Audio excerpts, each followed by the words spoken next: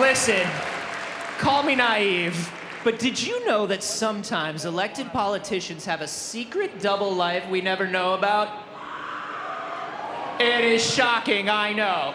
But thanks to our next guest, we watched as a galactic senator turned into the leader of a rebellion to take down the Empire. Please say hello to my hero, Mon Mothma herself, Genevieve O'Reilly.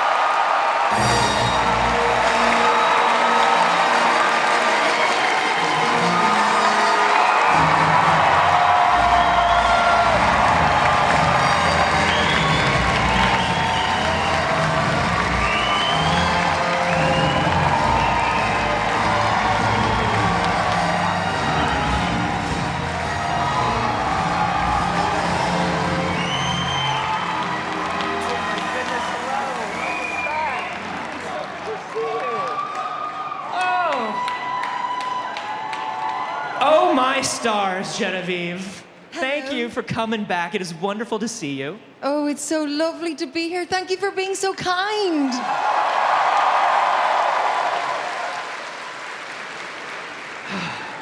This is wonderful because Mon Mothma is a character that you have been playing for so long, and yet you have only recently been able, through Andor, to kind of dive in and really explore the character.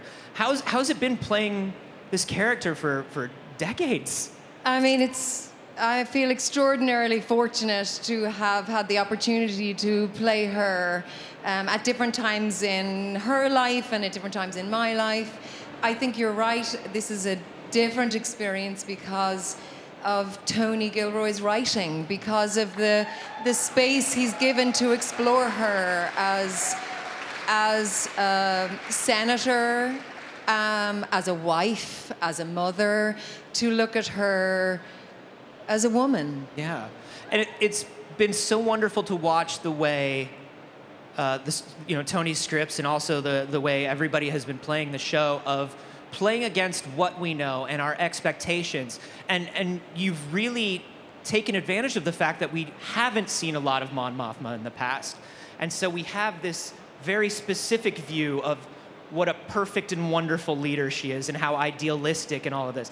And was it fun to kind of just rip my heart out about that, Genevieve? Was it fun to ruin that for me? Yeah, apologies.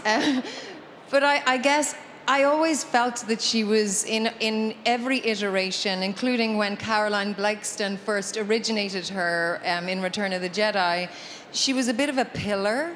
She was like this statue of dignity and of loyalty, and I think we're busy carving out a woman within that at the moment. And so we find in Andor, like all of Tony's characters in Andor, that they're complicated, that they're gritty, that they're messy, that they're passionate, and that each of them carries a sacrifice. And I think that's what we're exploring right now as we're filming season 2. Oh, and by the end of season 1, yeah. And by the end of season 1, your heart is really breaking for Mon. You know, like watching her try to keep all of these threads in place. And I have this thing that I call it Mon Mothma's couch of sadness. Do you know, because every time Mon Mothma has somebody over to her apartment and you sit down on that couch, I'm like, whose life is about to go down the drain? Yeah. Who's about to have the worst day of their life right now? It's never good, is it? It's never good. I mean, it's not a comedy, that's for sure. Oh, man. But you know, talking about those emotional moments, you have so many wonderful kind of monologues and dialogues, bits of dialogue with people. Was there any line that really stuck out or moment that stuck out to you and you were like, oh yes, like this is it, like this is the show? Yeah, do you know there was? I mean, the writing on this show is so special, and so there are many lines. But I remember, in fact, there's 2 lines, but I think it was around episode 7. She says it in one of the scenes. She's talking to Tay Colma, and she says, what people say about me, what people know about me, it's a lie. And then later on, she talks about Palpatine, and she says, I show you the stone in my hand, and you'll miss the knife at your throat. Yes. And I thought that was amazing. I thought, because she's all about, like you said before, she's all about what she can conceal, the secrets that she can hold, what she can hide, how she can navigate her way through an imperial senate while believing and holding the ideals that she believes. Like, it's a whole chasm and chaos of concealment. Yeah. And it's really wonderful to watch the design, the visual language of the show kind of reflect that, right? Because when we see her apartment and her family and her wardrobe, everything that she wears, everything is just perfect. You immediately see Mon Mothma's apartment or like what she's wearing, and you're just like, I want to live there. I want to do that. Yeah, that's so cool. I want to live there. I know, it's beautiful. I want to do that. Was there like anything, because she is so iconic looking. Was there anything where you put it on, you're like, this comes home with me. This is mine now. This is Mon, but this is also Genevieve now. Well, props to Michael Wilkinson, our costume designer, and Luke Hull, our production designer. Yeah, it's a beautiful show. They are. Beautiful show. I often say that her costumes in Andor, Michael and his team didn't make the costumes, they curated the costumes. They're like pieces of architecture themselves. So, and I think they really changed the way we see Mon Mothma, how we see her, what an extraordinary woman she is. And so it's a joy to be able to wear them. To be honest with you, I don't want to wear them in my home. They're not that comfortable. They're pretty structured, so I'm happy to leave them at work if that's okay. Yeah, that's fair. That's fair. I mean, it is funny, like watching like the duality of appearances, right? Like you would never believe that the rebel that we meet in the first few episodes is her cousin, who is considered like just kind of like wasting her life away, frittered. And the show does so much to talk about appearances versus ideals. And some of my favorite scenes are, of course, with Mon Mothma and Luthen Rael. Yeah, they're amazing. In his shop. Yeah. And the gallery. The gallery. Sorry. Luthen Rael does not say he's not a shopkeeper. I'm sorry. He's a curator. But watching the two of you play those scenes off of each other, where you should be the two most aligned people in the world. Yeah. And you just can't be. What was sort of playing those particular Mon Mothma Luthen Rael scenes like? Because those are some of my favorite in the show. Well, Stellan Skarsgård, who plays Luthen Rael, pretty good. He's pretty good. Extraordinary actor. Ask anybody, they'll tell you Stellan Skarsgård, pretty good.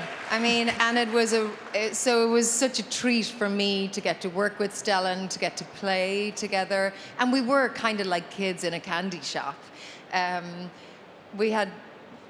But you're right, you think that these two should be hand in hand, but I think that's what Andor does so well, because at this point, there is no collective rebellion. They're all just, the seeds of oppression are just growing within many different spheres. So we don't have one voice, and everyone is trying to find each other, to have a collective voice. And so I think as much as they need each other, they also really differ in how they might approach things and how they do things, but that makes space for good drama, and that's what Tony's writing is all about. Yeah, we were talking to Denise and Kyle earlier about sort of a similar thing on the side of the Imperials, where it's like, it's almost like just living in society and doing your job every day.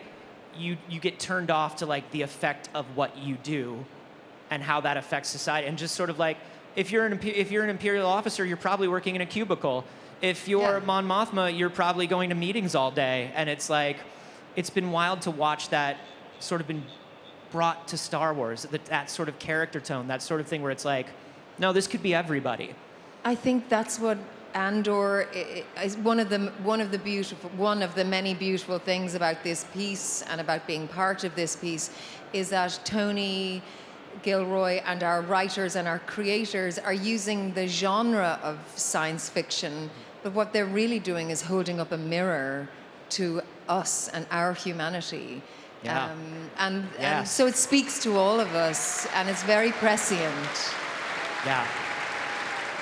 It's been absolutely wonderful to watch the first season, and, and it seems, talking to all of you, there's such a respect and a love for each other, and it really feels like this is a team that's like you're all on the same page, and it's wonderful to see.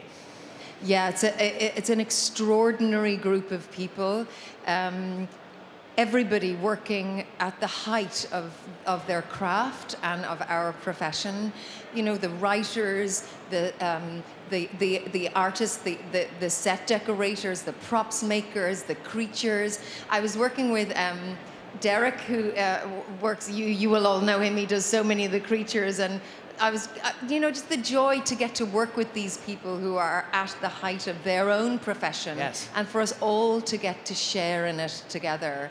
It's a really special group, and it's, I hope you love it, because it's really special to be able to share it with you. Yeah.